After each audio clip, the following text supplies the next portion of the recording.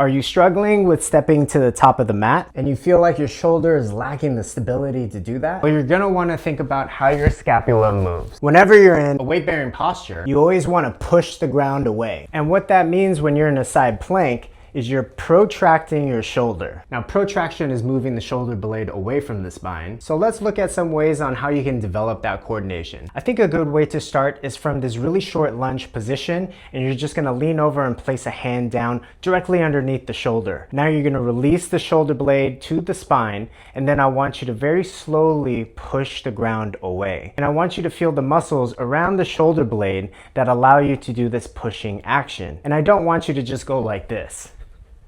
Nice and controlled, going into your end range. When you find your end range, push a little bit more so that you can really feel what's going on. Once that feels comfortable, you're gonna load a little bit more weight. You're gonna do this from a supported side plank. You're actually gonna lift up the bottom knee and do the same thing. It's gonna add a little bit more weight and make this a little bit harder. Okay, next let's focus on the stability. Grab a couple yoga blocks and meet me on the mat. You're gonna place one block right against the thumb and the other block right against the pinky. Make sure that your arm is in between the two and it's not further out. And then we're gonna add some side to side movement to try and force the shoulder to stay stable. And the goal here is try not to let the shoulder move at all by not trying to touch the blocks.